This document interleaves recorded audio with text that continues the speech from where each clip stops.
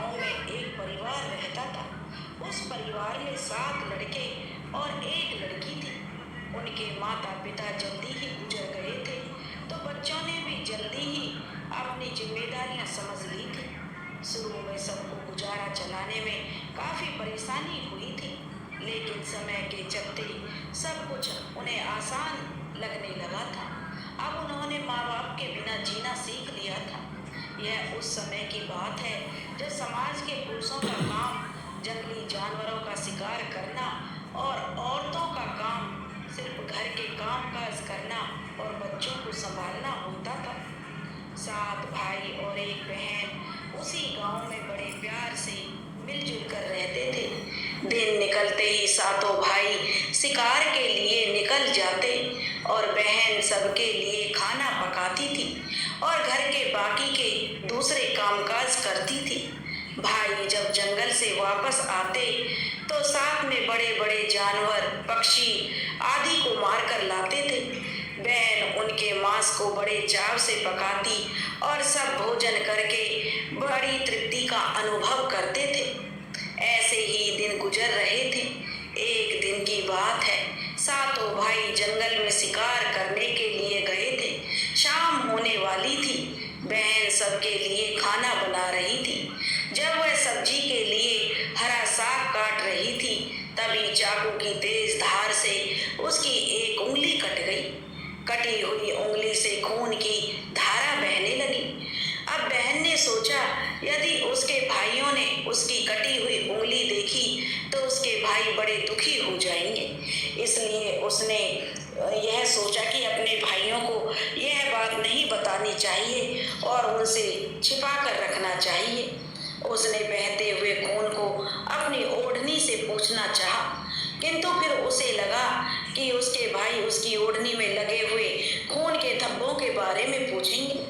फिर उसने सोचा कि चलो दीवार पर पहुंचना ठीक रहेगा, लेकिन फिर उसके दिमाग में ख्याल आया कि यह तो मेरे भाइयों को अच्छे से दिखाई दे जाएगी। फिर बहन बेचैन होकर इधर उधर घूमने लगी, लेकिन उसे कोई ऐसी जगह नहीं मिली जहां उसका बहता हुआ खून उसके भाइयों की नजरों से बच सके। इसलिए उसे कोई उपाय न मिलने पर उसने उसी साग से जो खाने के लिए बना रही थी, उसी से अपना खून था जो उसे पोंछ दिया। शाम को भाई जंगल से वापस आए। बहन ने भाइयों के लिए खाना परोसा। आज सातों भाइयों को साग बहुत ही स्वादिष्ट लगा। सातों अपनी उंगलियां चाटते रह गए और अपनी बहन की पाक कला की तारीफ करने लगे। अपनी तारीफ सुनकर बहन भी खुशी से फूली नहीं समाई थी। दिन भर के थके होने के कारण सातों भाई उस दिन जल्दी सो गए। अगली सुबह रोज की तरह खा पीकर सातों भाई फिर जंगल की ओर निकल पड़े। जब वे शिकार तलाशते तलाशते थक गए और सारे भाई एक पेड़ की छांव में बैठकर आराम करने लगे, तो बातों ही बातों में सातों भाई रात के भोजन के बारे में बातें करने लगे कि रात के भोजन में बहन ने जो साग बनाई थी उसकी चर्चा होने लगी। सब कहने लगे कि कल इतना स्वादिष्ट साग उन्होंने खाया कि आज तक ऐसा स्वाद नहीं खाया। सबने तय किया कि आज घर चलकर इसके बारे में अपनी बहन से जरूर पूछेंगे और जानकर रहेंगे कि साग में उसने ऐसा क्या क्या मिलाया था। शाम को सातों भाइयों ने जब घर आए तो दोबारा अपनी बहन की पाक कुशलता की तारीफ करते हुए पूछा, हमारी प्यारी बहन, कल रात के साग में तुमने ऐसा क्या क्या मिलाया था? बहन बताना तो नहीं चाहती थी। वह सोच रही थी, अगर उन्हें पता चला कि उनकी उंगली कट गई है तो मेरे सारे भाई दुखी हो जाएंगे। इसलिए उसने कहा, कुछ नहीं बड़े भैया, सब जो रोज बनाती वही बनाया था। तो उसका बड़ा भाई कहने लगा, प्यारी बहना, तुम्हें आज बताना ही पड़ेगा और मैं जानना चाहता हूँ कि हमारी बहन ने इतना स्वादिष्ट साग कैसे बनाया। तुम्हें मेरी सौगंध है बहन, तो तुम्हें आज सच्चाई बतानी ही पड़ेगी। बड़े भाई का सब सम्मान करते थे, इसलिए बहन को भी अब सच बोलना पड़ा। उसने धीरे धीरे सारी बात बताते हुए कहा, भैया बस इतना सा अपना खून मिला दिया था और ज्यादा कुछ नहीं, क्योंकि मेरी उंगली कट गई थी। मैंने सोचा कि आप लोगों को पता चलेगा तो आप दुखी होंगे, इसलिए मैंने अपने खून को जो इसी में मिला दिया। यह सुनकर 6 भाइयों के मन में एक कुटिल ख्याल आने लगा। वे सोचने लगे, इसके खून की चंद बूंदें इतनी स्वादिष्ट है तो इसका मांस कितना स्वादिष्ट होगा। रात के खाने के बाद सातों भाई सोने के लिए चले गए। सातों में फिर उसी बात की चर्चा छिड़ गई। बड़ा भाई कहने लगा, अरे भाइयों, खून की कुछ बूंदें हमारी बहन की इतनी स्वाद हैं तो सोचो उसके शरीर का मांस कितना स्वादिष्ट होगा। सबने बड़े भाई की हाँ में हाँ मिलाई और अगले दिन शिकार के लिए सातों भाई जाते समय जो सातों भाइयों ने योजना बनाई कि बहन को मारकर उसका मांस बनाएंगे और खूब स्वादिष्ट बहन का मांस होगा। सातवें भाई को अपने बड़े भाइयों की योजना बिल्कुल भी अच्छी नहीं लगी। वह अपनी बहन को बचाने के लिए बेचैन हो गया। वह खुलकर इसका विरोध तो नहीं कर सकता था, क्योंकि 6 भाई एक तरफ थे और वह अकेला एक तरफ। शिकार करने के बाद सभी भाइयों ने मिलकर एक टीले पर बांस के पट्टों से बना एक चबूतरा बनाया, जिसे चांग कहते हैं।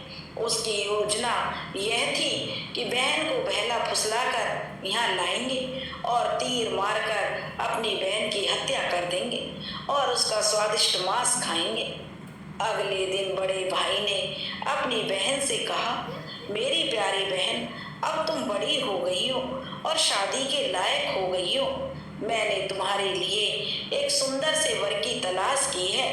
आज हम उसको देखने जाएंगे और उसका घर भी देख कर आएंगे, इसलिए तुम भी सज संवर कर हमारे साथ चलो। बहन शादी की बात से बहुत खुश हुई, तुरंत ही तैयार होकर भाइयों के साथ चलने लगी। चलते चलते जब बहन थक गई तो वह बड़े भाई से पूछने लगी, भैया मेरा ससुराल अब कितना दूर है? बड़ा भाई बोला, बस अभी कुछ देर में पहुंचने वाले हैं। और बड़ा भाई बोला, वह देखो बहन, दूर से दिखाई दे रहे टीले पर बने चांग को दिखाते हुए भाई बोला, वह देखो मेरी प्यारी बहन, तुम्हारा ससुराल जहाँ तुम राज करोगी। यह सुनकर बहन आनंदित हो उठी और चांग पर पहुंचते ही बड़े भाई ने अपने छोटे भाइयों को अपनी बहन को चांग पर खड़ी करके उसको रस्सी से जो बांस के खंभे के सहारे बांधने का आदेश दिया। सभी भाई जो मिलजुल कर फुर्ती से बहन को बांधने लगे। बहन असहाय थी। अपने सभी भाइयों को हत्यारे के रूप में देखकर बहन का हृदय हाहाकार करने लगा। वह ईश्वर को याद करते हुए कहने लगी, हे ईश्वर, अब तुम ही मेरा सहारा हो। मेरे सातों भाई मेरी हत्या करना चाहते हैं। इनमें से एक भी ऐसा नहीं जिसके दिल में मेरे लिए दया और प्रेम हो। अपनी बहन की बातों से सातवां भाई द्रवित हो उठा। बहन की पुकार पर वह तड़प कर रह गया। 6 भाइयों का प्रतिवाद करने का साहस वह नहीं जुटा पाया।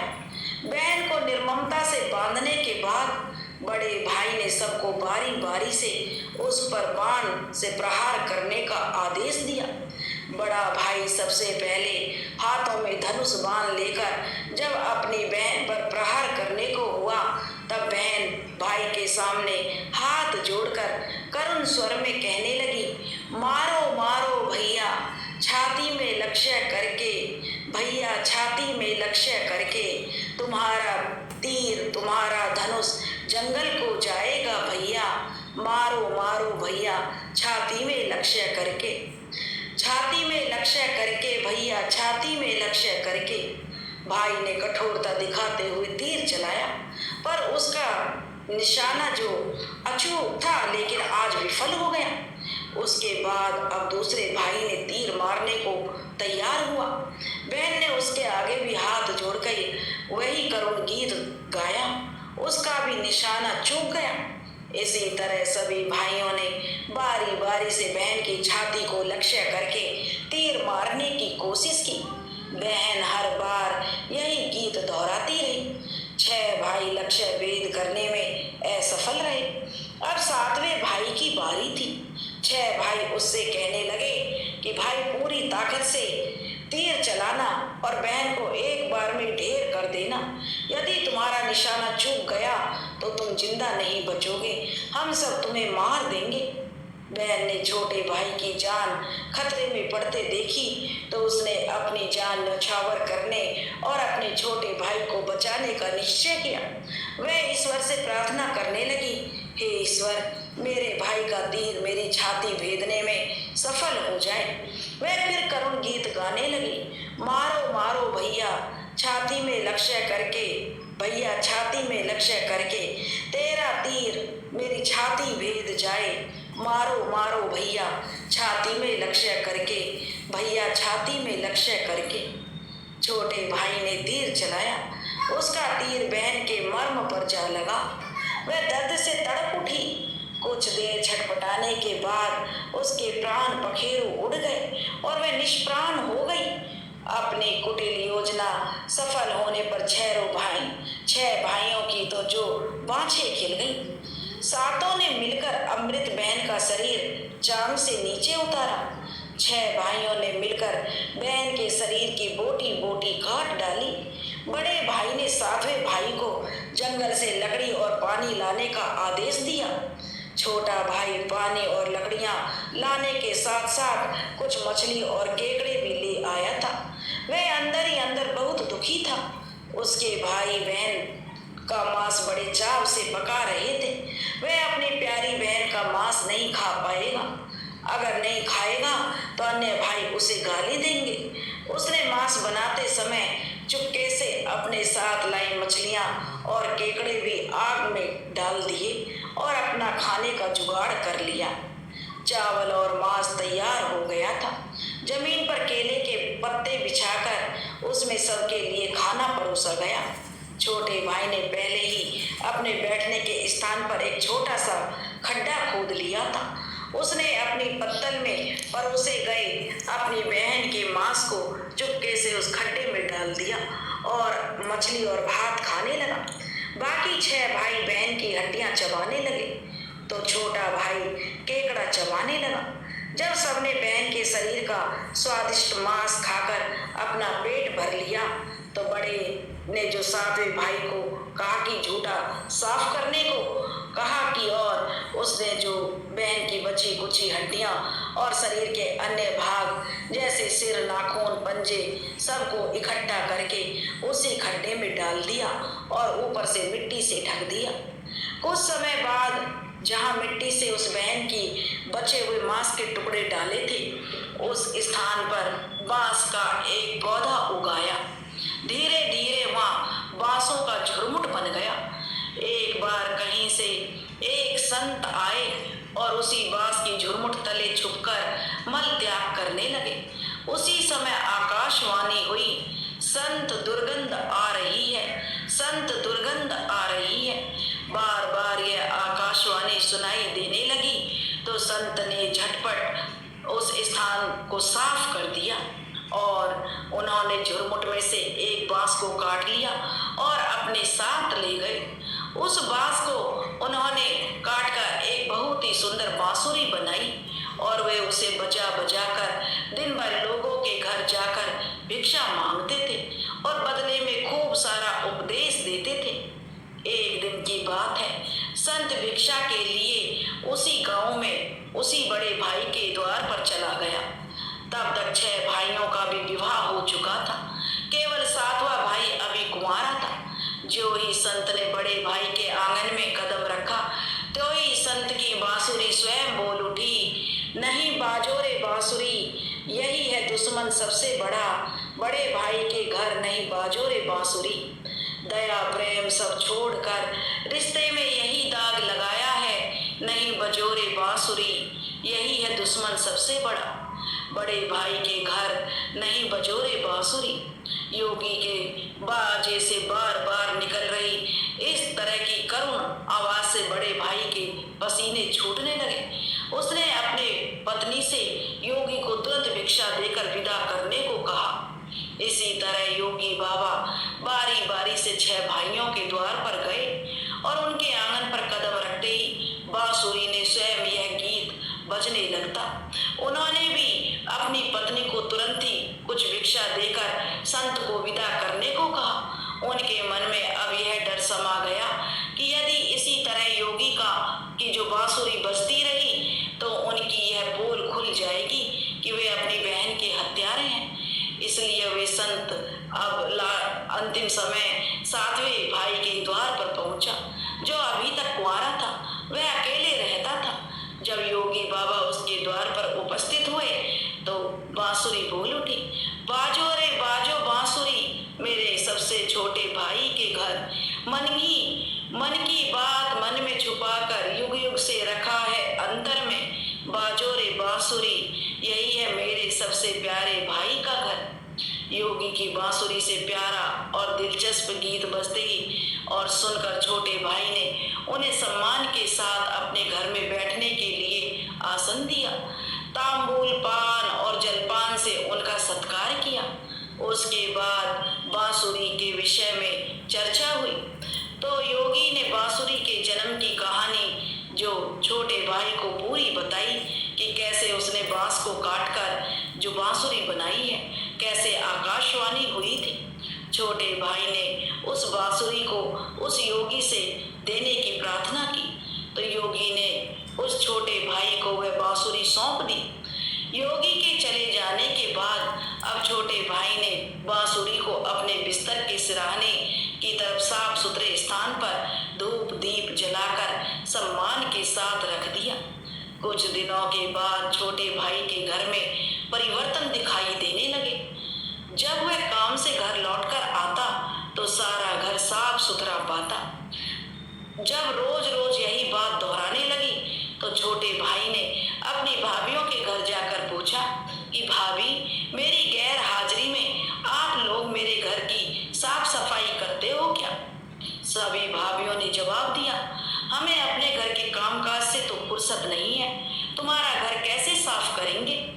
छोटे भाई ने निश्चय किया कि आज वह छुपकर देखेगा कि उसका घर कौन साफ करके जाता है। इसलिए छोटा भाई काम पर नहीं गया और वह घर के एक कोने में छुप गया। घर सुनसान होते ही जहाँ पर बांसुरी स्थापित की थी वहाँ से उसकी बहन की शक्ल की एक लड़की निकली और उसने घर का सारा काम किया और फिर उसी बांसुरी में समा गई। छोटे भाई ने यह सब देखा तो उसे अपनी आंखों पर विश्वास नहीं हुआ। फिर छोटे भाई ने यह बात अपनी बड़ी भाभी को बताई। बड़ी भाभी ने अपने छोटे देवर को समझाया कि जैसे ही लड़की बांसुरी से बाहर निकलेगी तुम उस बांसुरी को आग के हवाले कर देना, फिर उस पर तुलसी जल छिड़क देना, फिर देखना क्या होता है। छोटे भाई ने बड़ी भाभी के कहे मुताबिक सारा काम किया।